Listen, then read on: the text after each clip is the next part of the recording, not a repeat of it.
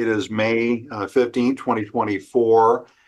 We are here with Professor William Gould, and William Gould IV, and also with Donovan Carter. My name is Paul Ortiz. We're with the Samuel Proctor Oral History Program, and we're doing the interview under the auspices of the National Park Service's Underground Railroad Project. And Professor Gould, during our first interview session way back in the fall, we interviewed you at Stanford, and you gave us a wonderful introduction to the world of your ancestor, William B. Gould, and many of his family members, and kind of a little bit about the milieu that you're doing a lot of research about him. And you've done a lot of research in terms of you're working on a book now, but you also worked with your father on really kind of explicating the diary of William B. Gould, his extraordinary military service during the American Civil War, trying also to piece together his flight from bondage into military service. And one of the things Donovan and I were talking about right before you zoomed in with us was, a couple of these, the odysseys you've taken in your life have been, I think, remarkable too. One of them that we wanted to see if we can learn a little bit more about was your journey to Wilmington, and you joined with John Hope Franklin, the eminent historian, and you kind of tried to trace tracks of your ancestor, William B. Gould, into Wilmington. Can you talk a little more about that and how you came to do that? Yes. Yeah. Well, until I went to Wilmington in December 1989, I really had only skimmed the surface of my research into my great-grandfather, William B. Gould. We had, of course, the diary in which my father had discovered when he went to one of the last great uncle's homes after his death, and found in the attic the diary and brought it back, and we began to read it together, and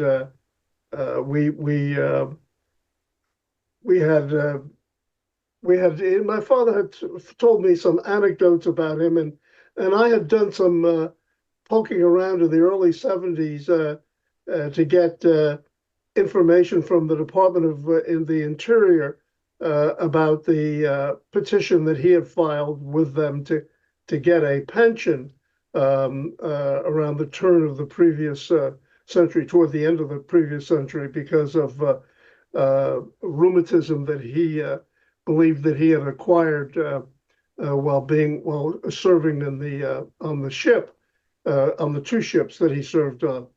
But really, when I went to visit at Howard Law School in the fall of 1989, that was a great opportunity for me to get closer to the trail, so to speak. And one of the avenues that I pursued was going to Wilmington. When I finished my semester at Howard, I packed my bags and drove back across the country, and but went down to North Carolina first. And I had known John Hope Franklin, my great aunt,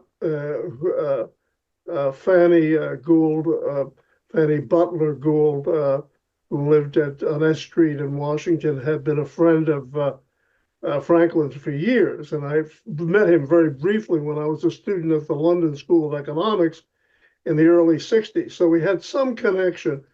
And then we had begun to correspond a bit about William B. Gould. And he actually eventually wrote a memorandum for me about William B. Gould, how he assessed William B. Gould's life.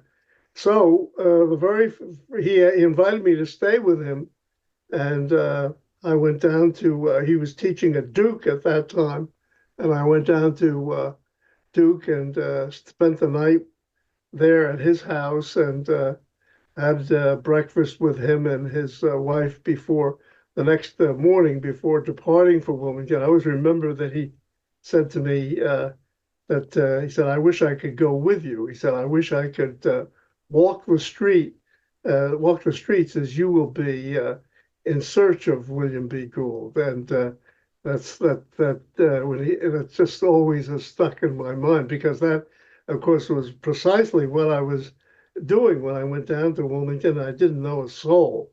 I had no connections, and really just wandered, stayed someplace. I don't recall where I stayed, uh, and went to the local Episcopal church on the Sunday morning because I knew that William B. Gould had been one of the founders of the Episcopal Church in Dedham, Massachusetts, where he settled after the war.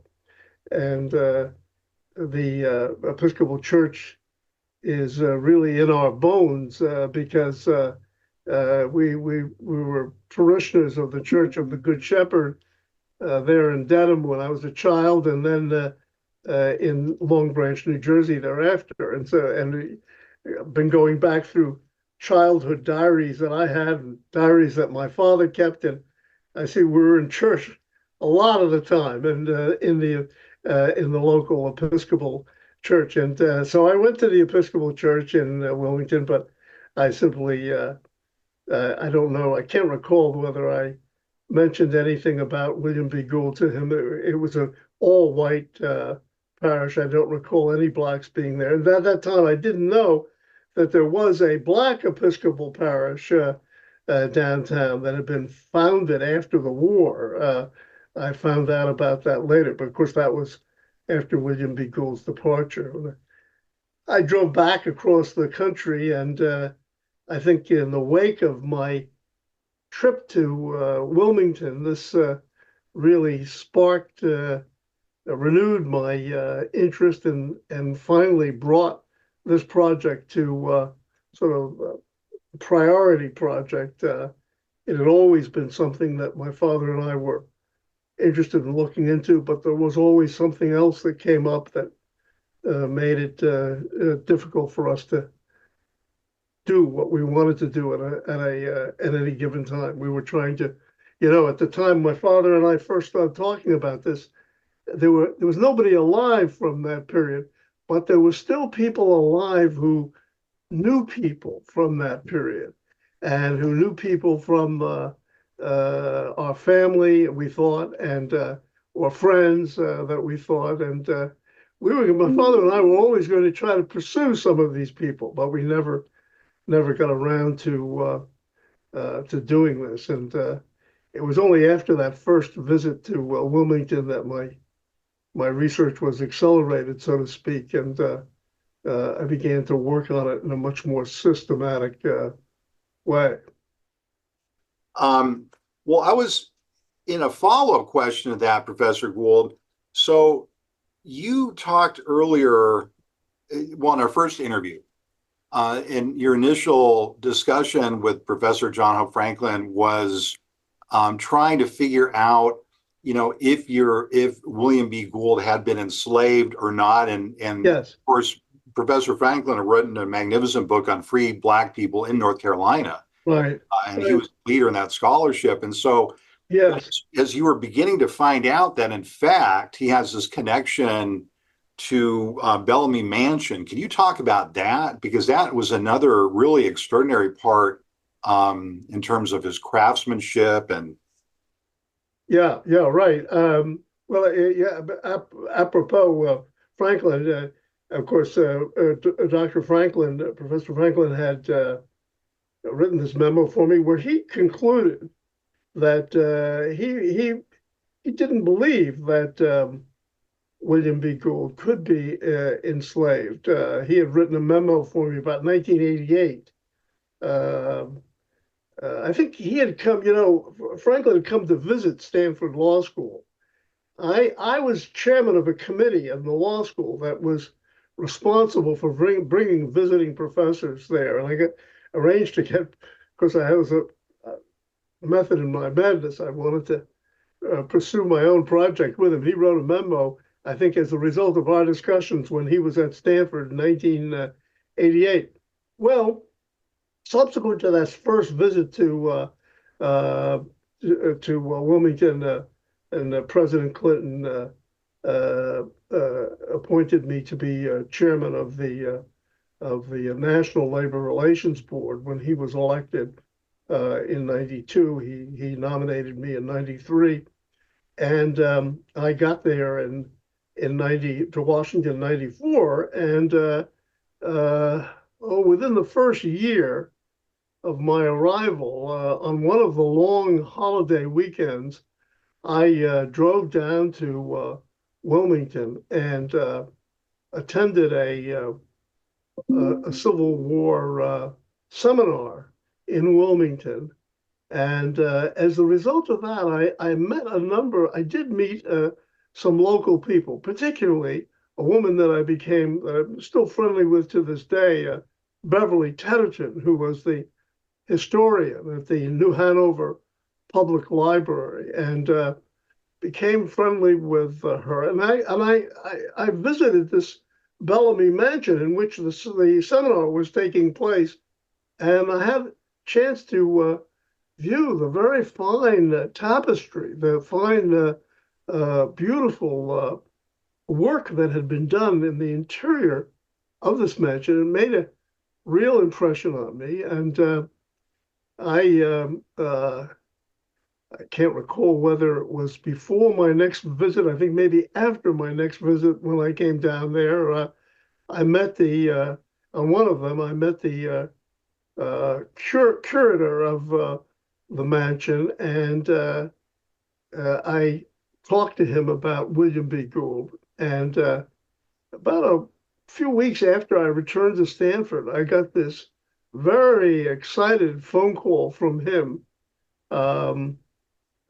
saying that they had just opened up the slave quarters in the back of the Bellamy Mansion, and they had found some of the work in this with these initials of slaves on them, and one of them was a piece of plaster. My great-grandfather was a plasterer, a mason, did major work in Massachusetts when he became a worker there and a contractor there, and had the initials WBG in the plaster, and it was the same script that I was, of course, at this point familiar with his handwriting, and it was indeed the same script as I had seen earlier, and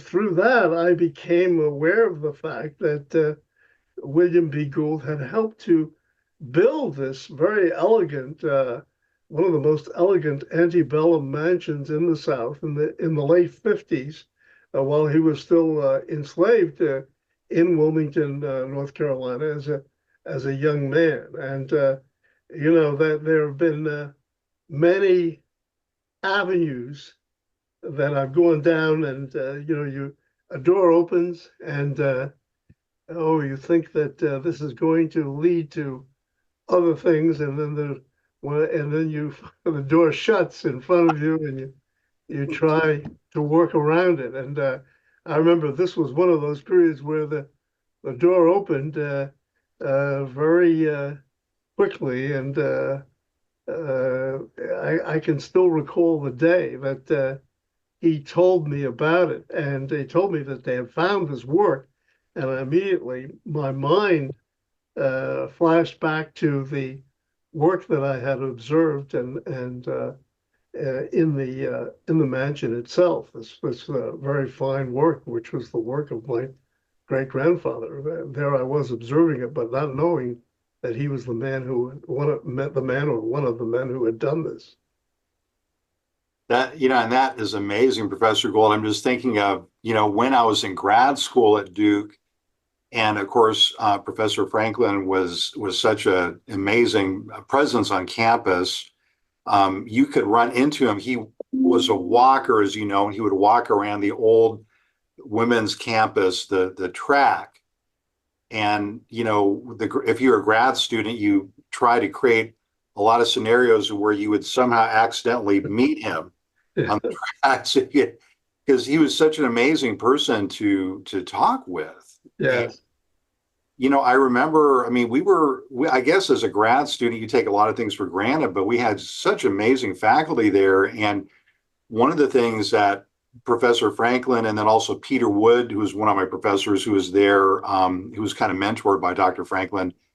But yeah, they would take us periodically to different former slave labor camps in North Carolina to show us examples of the craftsmanship that enslaved African Americans had created. There was a barn structure, I think near Stagville, that was still the largest extant barn from the antebellum period, and it had been built all by enslaved labor, and it was just as solid as if it had been built 5 years ago.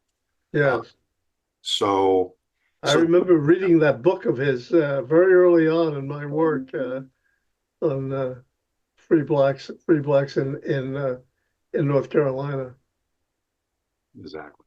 So you were able to kind of piece together this kind of biography of William B. Gould because you knew about his work as a plasterer, as kind of a master mason, as a builder, and you're able to kind of trace back. Now, what other type of information were you able to garner about his life as an enslaved person, in addition to his, in his building of the mansion and the structures? Well, uh,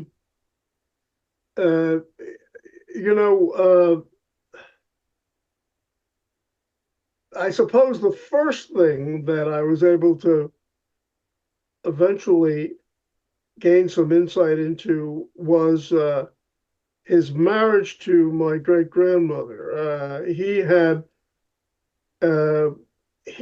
written.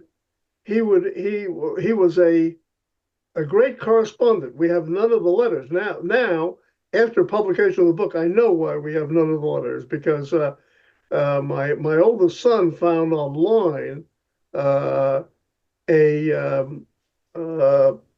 so, as the something that had been lost in a library in Washington, improperly shelved, uh, and that is that when he again, this I think relates to his pension.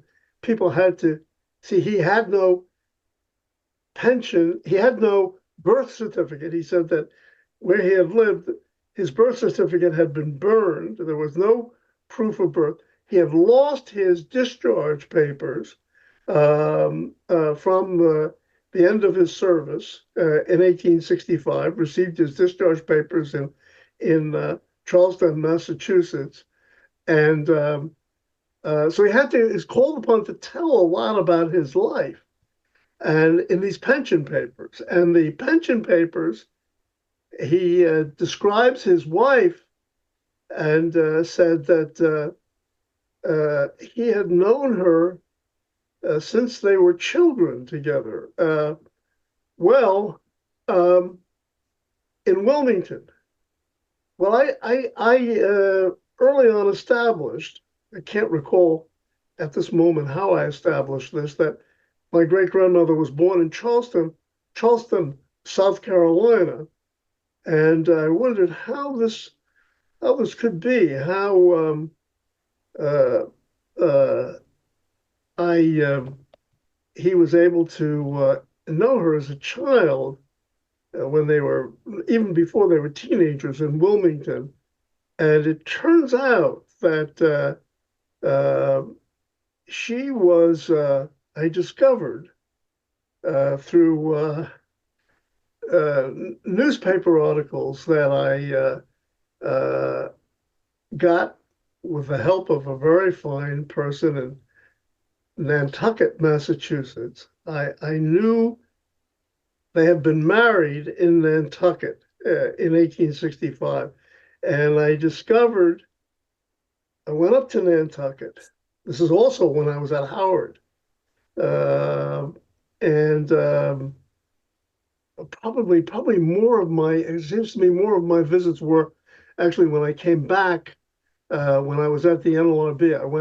I made a couple of visits to Nantucket, and I discovered the newspaper articles about her describing how she came from Wilmington, to the whole story of her, how she was purchased out of slavery by a group of people from the United States and Great Britain.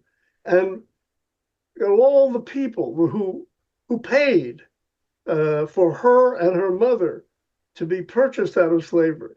Well, who was her owner? Her owner was a man named John Maffett. I discovered from these articles in Nantucket. Well, who was John Maffett? John Maffett was a leading person in the United States Navy, and who joined with the Confederates at the time of the war. Ironically, William B. Gould in 1864 is trying to hunt down Maffett's ship.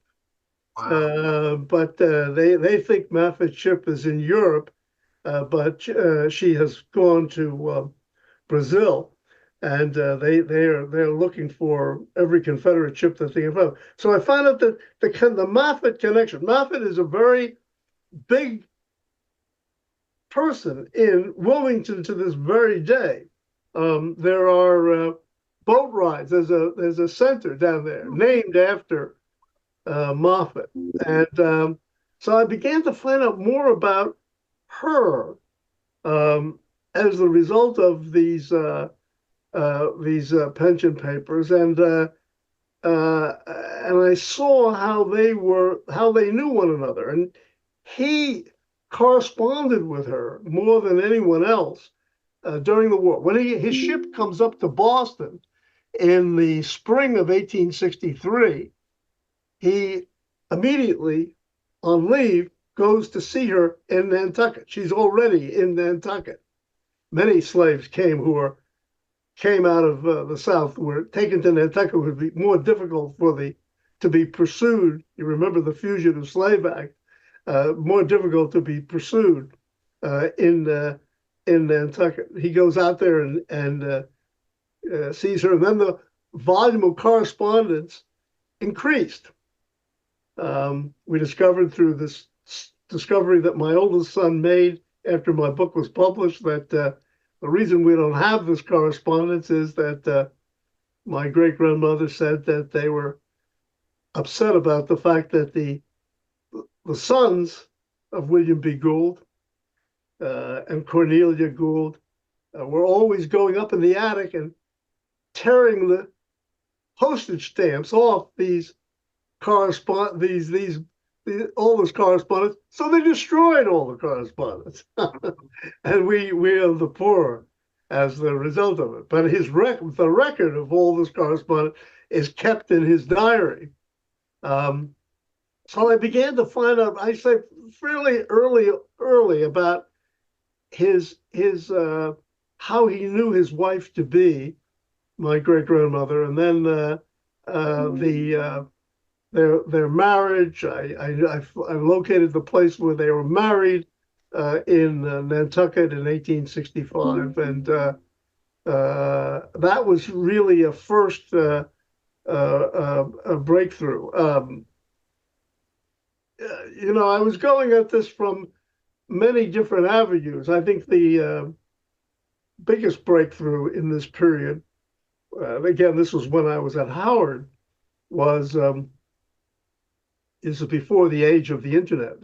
Nobody can understand this these days. You had to go physically, either go physically to the place to get the documents, or you had to write somebody who would pull the documents out for you. I went to the National Archives, and they pulled out for me the ship that he boarded when he first. I knew ship from the diary itself. I was able to tell them what ship it was. And they found a log of the ship the day of his escape.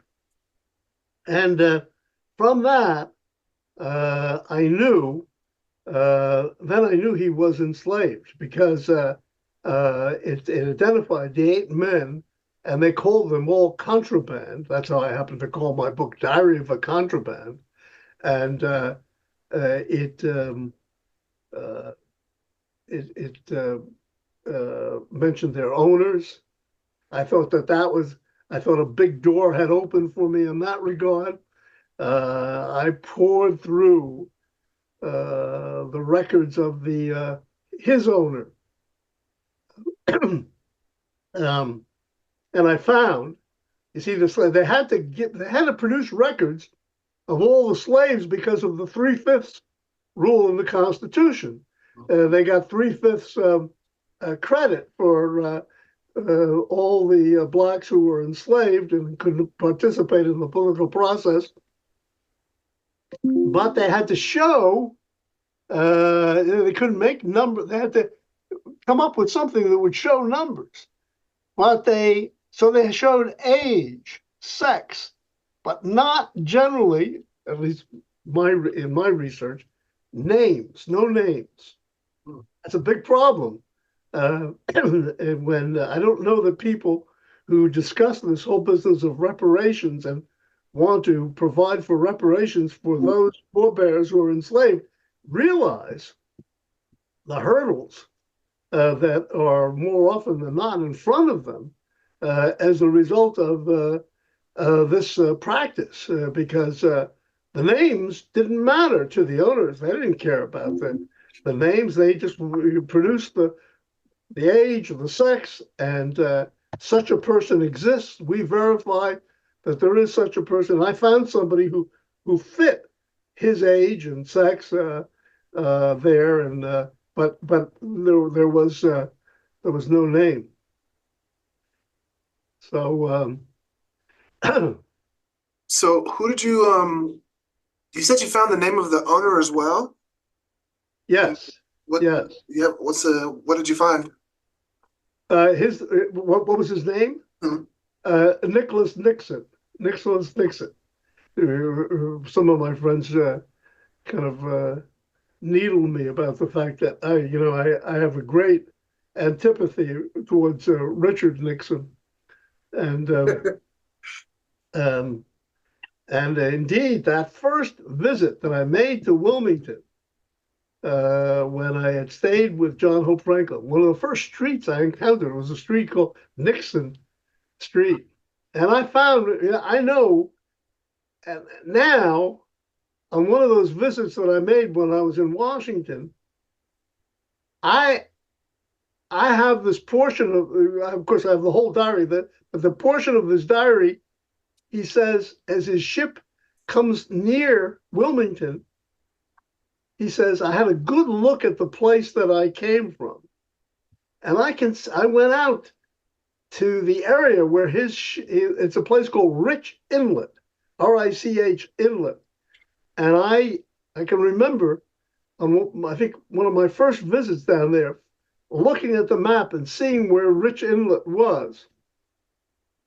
Some friends took me out there, and I was able not to stand on a boat, but I stood as close as possible on land to where his ship must have been. And I can see that he was looking directly at the Nixon plantation. So there are a lot of things that, and that Nixon plantation is right next to another more well-known plantation called the Foy Plantation, which a lot of tourists go to in Wilmington. So I've spent some time out there, and of course, anyway, there are so many. You're reawakening a lot of things that I try to go into a bit of this. In this book that I've just written, because I feel that maybe the first book, the book Diary of a Contraband, doesn't sufficiently describe my own discovery step by step. It talks about what I found, but not how I found it. Yeah. Well, and that's one of the things that can be invaluable, Professor Gould, for other research, as you mentioned, the difficulties of, tracing ancestry. There's we can do a lot with, say, ancestry.com, but then there's limitations there. And in many cases, you still have to get out on the road and look at places, look at structures, talk to people. Yeah. Of course, the only reason I was able to do that was that he wrote and he described where he was, where his ship was. I mean, one of the first things I did, I remember when I went to Wilmington, maybe not in 1989, but maybe in one of my first visits down there when I was in Washington. I made about 2 or 3 visits down there. I remember that I went out to Beaufort. There's a Beaufort in South Carolina. I mean, North Carolina's Beaufort, but it's out sort of the tip of a peninsula there. I drove out there. I could see all the towns that his ship was cruising right in that area. His ship stopped in Beaufort. I went to coal to replenish. I went, how could he stop there when North Carolina was Confederate? But what I didn't realize at the time was that the United States had taken a lot of North Carolina and all the way into Newburgh, Washington, all these places I went to that I really had not had any familiarity with at the time that my work began. And all the towns along the way, Moorhead, I don't have a copy of my book right. Oh, I do have a copy of my book right here. All these towns that he mentions along the way, I suddenly encountered as I drove out there. I drove from Wilmington all the way out to Beaufort to the very tip, and where a ship was docked. I thought perhaps just where his ship had been docked in 1862 and 1863. Really quickly, while you're looking for that, could you tell us the name of the book that you wrote? What's the name of the book? The book that I wrote is called Diary of a Contraband, The Civil War Passage of a Black Sailor, and it was published in 2002 by Stanford University Press. The most recent one you wrote? Separate one? Oh, no. But it's the most recent one that I wrote where I'm talking about this subject in any detail. The book that I've just completed is called Those Who Travail and Are Heavy Laden, memoir of a labor lawyer. And in that book, particularly in the preface and the first chapter, I talk a little bit about what we're talking about now, the discovery, how I discovered it by various things about him, step by step. Professor Gould, speaking of discovery, another passage of the first interview with you that Donovan and I were talking about was when you talk about William B. Gould actually writing and your discovery that during the Civil War, he may have been writing pieces for the Anglo-African. Oh, yes, yeah. For a pseudonym, Oley, I think, Oley. Yes. Could you talk about that and why that was significant? You know, him writing these pieces for the Anglo-African during the Civil War, kind of what the pieces were on, kind of and how that kind of connects to his story. Yeah, yeah. Well, I was very lucky, particularly when I got back to Stanford. I had two really crackerjack research assistants, and one of them, actually, the one who I'm speaking about now, wasn't a student at Stanford Law School, but she had just finished doing some graduate work in history, and she said to me, she said, I noticed that he's talking a lot about the Anglo-African, because in the diary, and I talk about how he says the Anglo takes very well here. He talks about how sailors are reacting to the black sailors are reacting to the Anglo-African. This black liberation, this black abolitionist newspaper that was being published periodically. And he describes his visits when his ship docks in New York City in 1864. And in late 63 and also in 64, he talks about meeting the editor of the Anglo, Robert Hamilton. And she said to me, she said, I know where all the issues of the Anglo are. It'd be a good thing maybe we could take a look at this and get these back issues during this period of time. And as a result of this, we got this series of articles that are written under the nom de plume Oli, which describe, amongst other things, a lot of the places that both ships of my great-grandfather were. So as a result of that, I began to go back. I went back to the muster rolls, which have the lists of all the sailors who were on the ships at that particular time.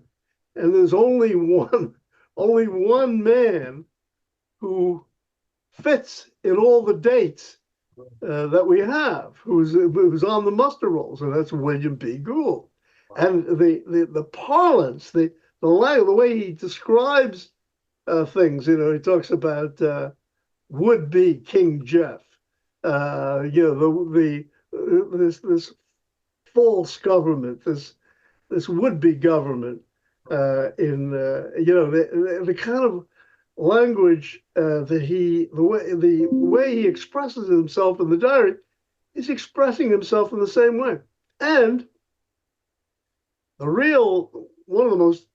most interesting thing about this discovery was that found this article that was entitled, what is it entitled? An interesting, a narrative of an interesting romance. And how could it, I'm wondering, and it describes, what is he doing writing about an interesting romance? Well, he's writing discussing the woman who's engaged to marry one of the men that he escapes with. And when she discovers that they have escaped, she says she will escape also.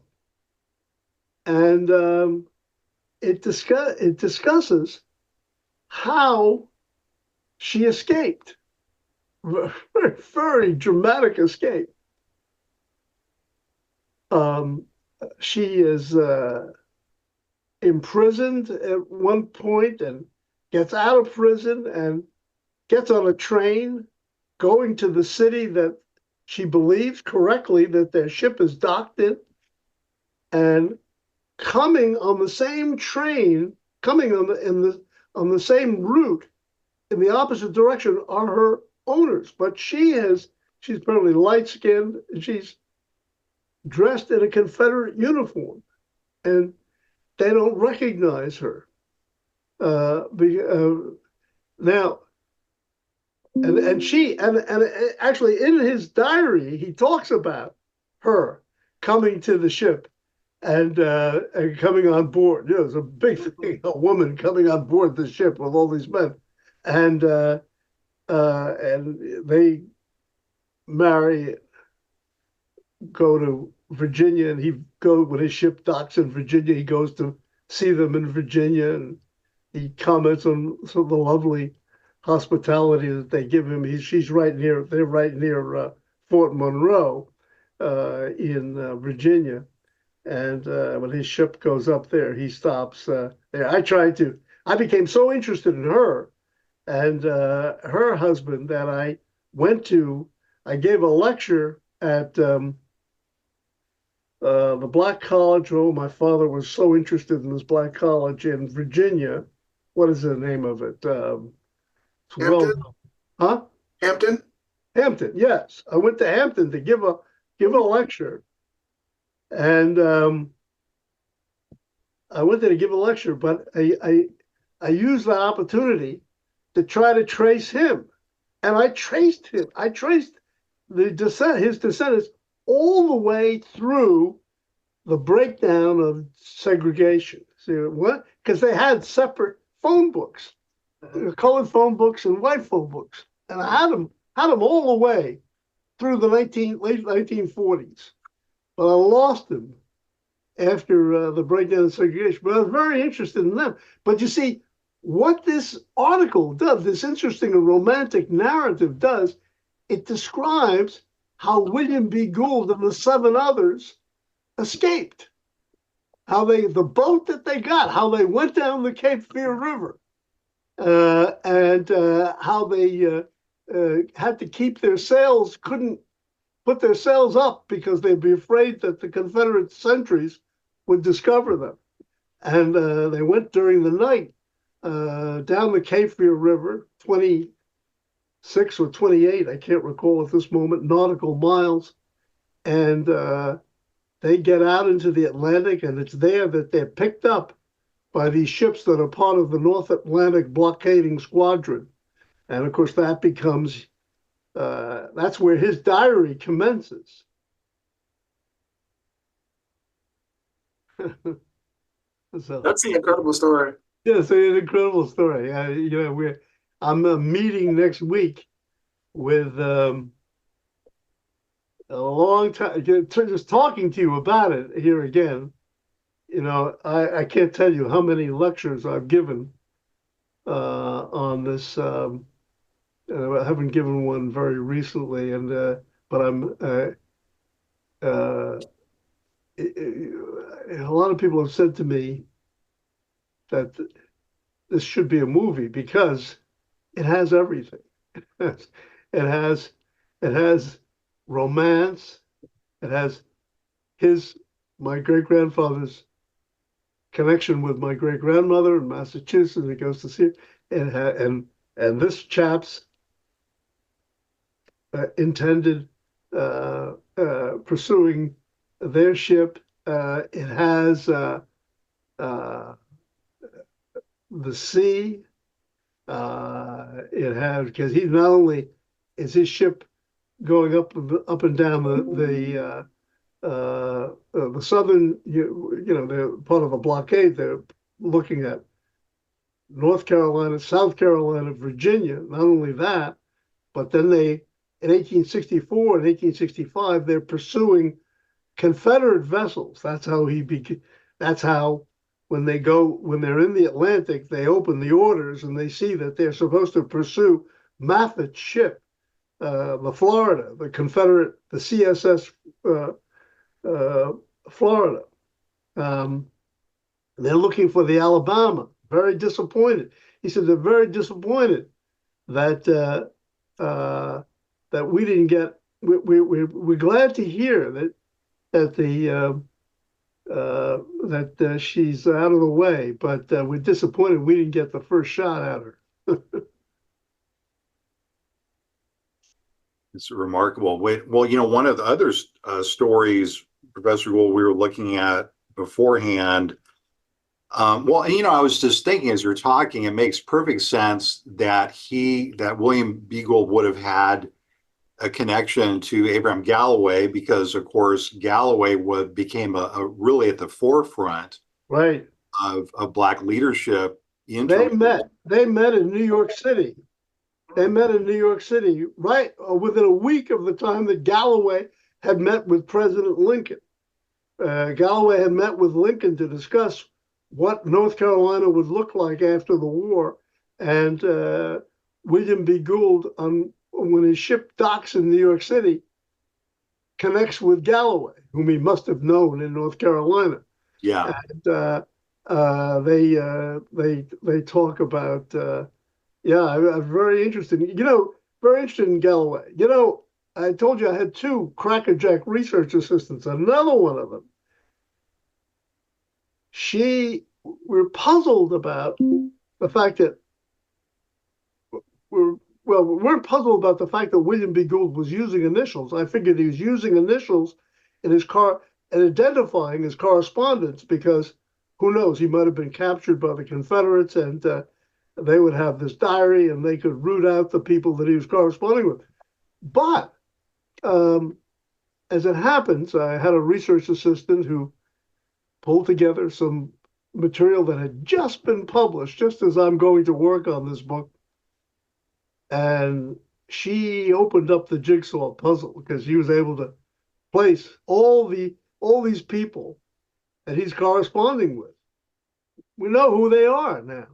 Many of them were prominent in Reconstruction government in North Carolina after the war. And, we know who they are. We know who they are initially as the result of his diary, and then as the result of, once the Union, my great great grandmother died just a couple of weeks before the Union liberated Wilmington in the spring of 1865. But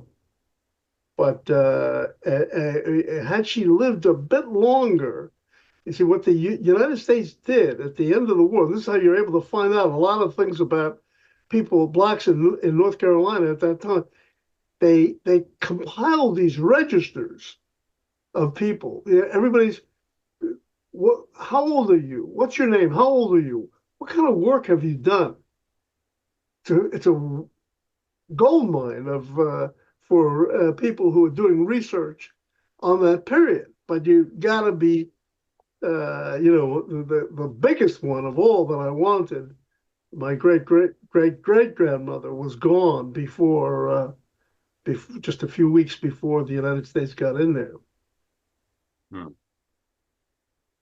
One of the other stories about the Civil War, Professor Gould, that you talked about in our first interview was the issue of, I'm looking at the transcription where you talk about the silent Black exodus from the Confederate station, and then you transition to talking about they were good intelligence and knew where things were.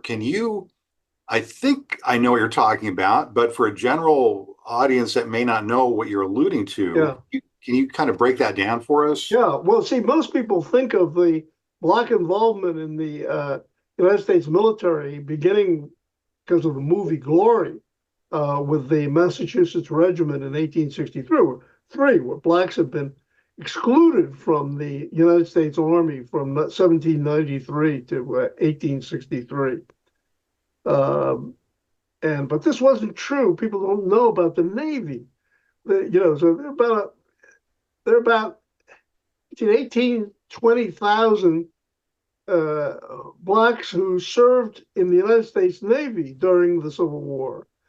And of that group, about 8,000 of them are like my great-grandfather. They are part of what I call this silent Black exodus, who are joining with the United States Navy, which had never had a color bar. Of course, there was a great deal of discrimination. Discrimination when my great grandfather talks about the way in which blacks are treated on the ships, and is quite angry about this. And on 3 or 4 occasions, he writes about this. But there's never been a complete color bar as there was in the Army. Remarkable to think about this, because in the United States Navy, in this past century, blacks were the only way in which blacks could be in the Navy would be to do either labor or the mess, or work on in the kitchen, or some such thing. You could not be. Of course, there were no black Army officers, but in World War II, you could not be an officer in the Navy if you were black. There's a movie made called Lost Boundaries, which my family was very friendly with this family who had been commissioned as a naval officer when they didn't know he was black, and they found out and dismissed him. But in the Navy was open in the 19th century, and so the draft did not apply to the Navy. The draft comes about in 1863. Really need manpower, but they never had a draft applying to the Navy. So the need for manpower is such that they are willing to look towards blacks, and particularly in the South, where they are.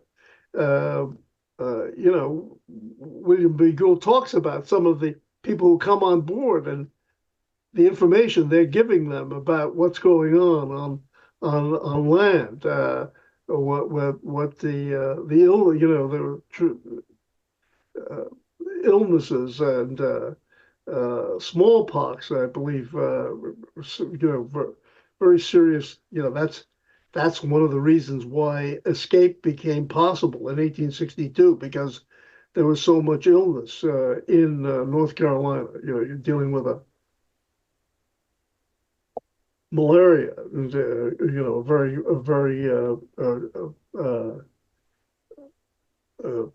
different circumstance down there. And so he talks about the information that blacks who come on board are able to give the commanders about where Confederate ships are, and what they think that the Confederates are planning to do based upon their observations. So on this basis, the United States Navy is very interested in them, and a large number of blacks, as I say, 8,000, come into the Navy through this route, through escaping from for the most part from slavery, but maybe some free blacks as well, who are simply walking away. Yeah. Well, one of the exciting things, Professor Gould, we talked in that first interview and how you're connecting this organically to W.E.B. Du Bois's Black Reconstruction. It's part of his theory of the first general strike, and how, it doesn't unfold in a dramatic way, but it unfolds plantation by plantation, region by region, where enslaved African Americans, simply began downing their tools, walking away.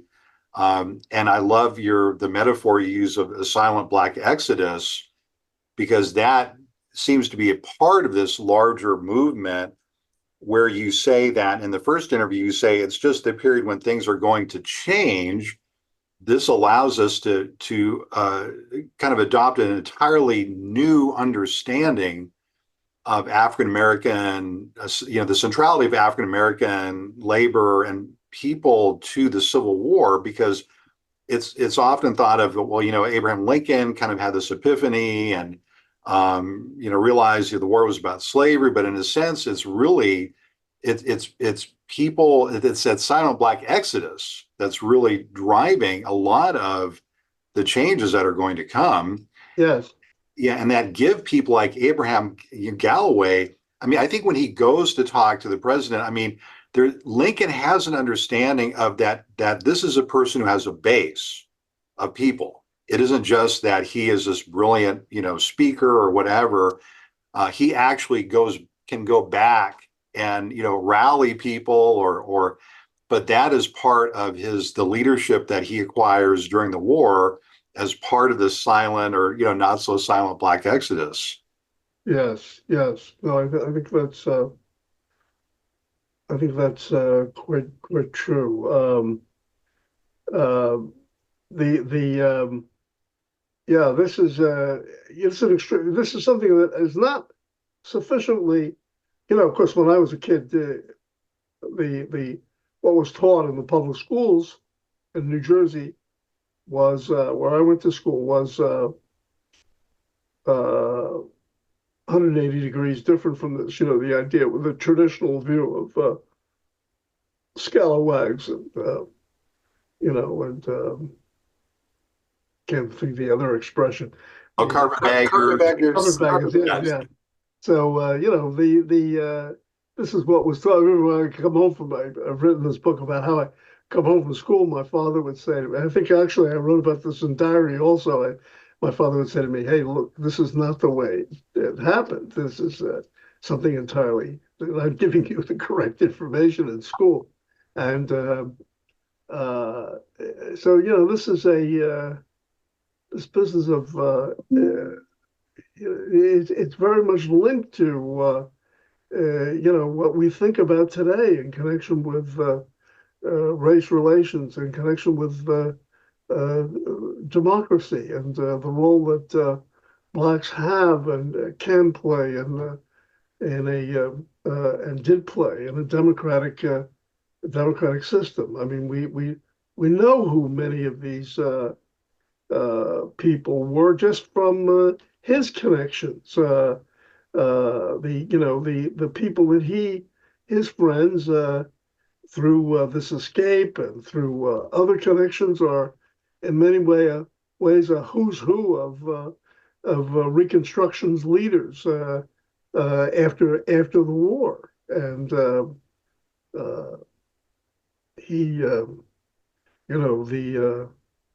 through his sister Eliza. She is the mother of George Mabson, who becomes the first black lawyer in North Carolina, and he was part of one of the earliest, maybe the earliest class at Howard Law School. When you get to Howard, look for George Mabson. Will do. I don't know what the extent to which, there was a guy there that I taught there who was quite the historian about Howard, and I think I had a number of, I can't think of his name. I had a number. He's deceased, but I don't know who there would be who would have a great interest in this at Howard. But there's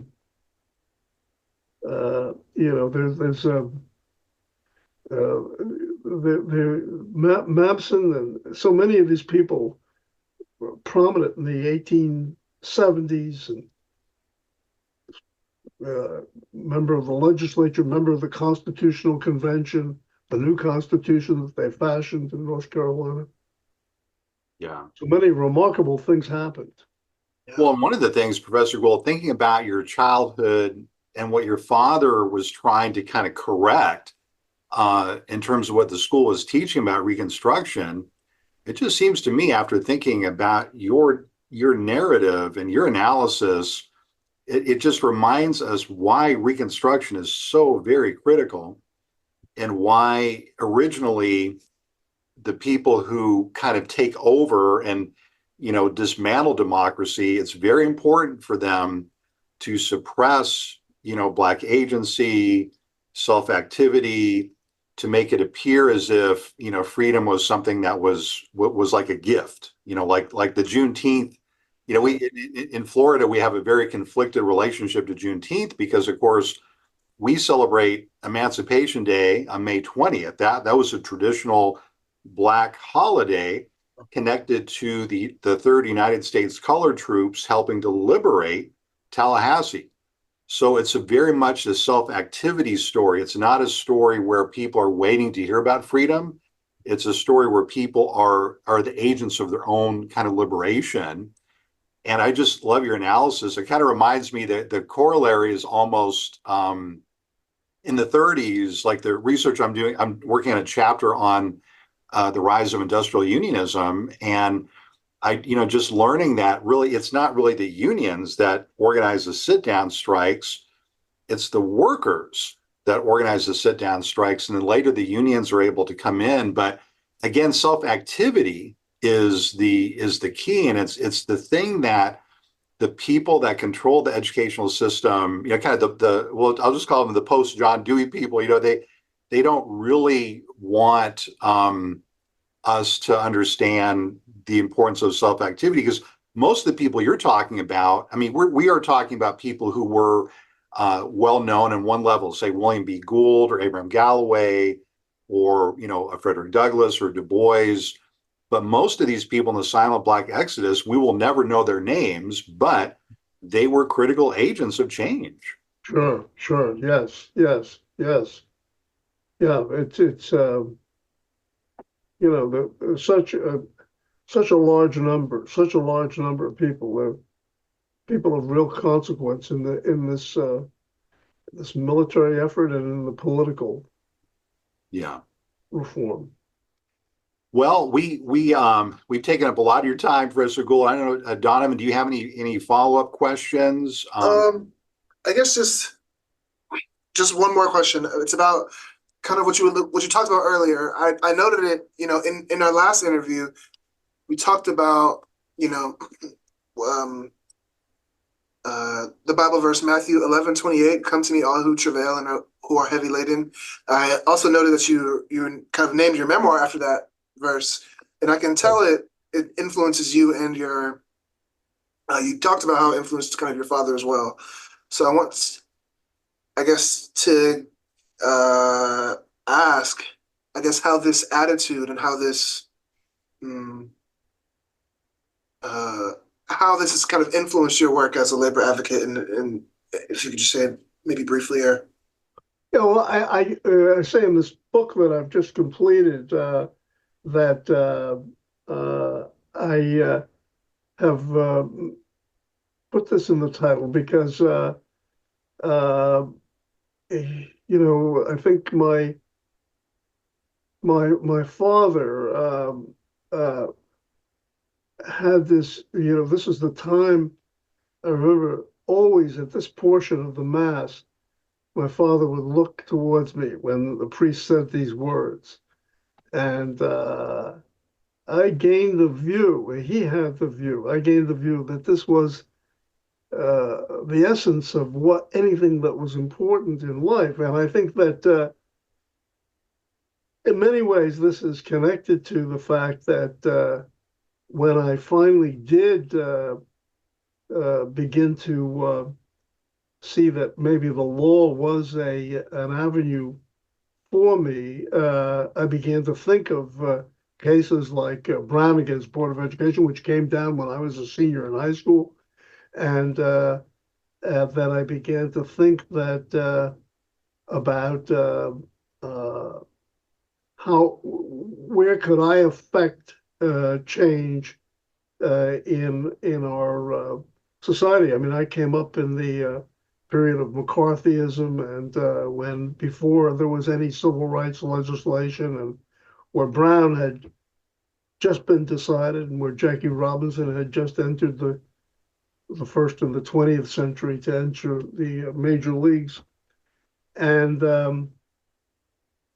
so gradually, I connect this to my interest in the industrial unions, and particularly the United Auto Workers, which was my first job when I graduated from law school.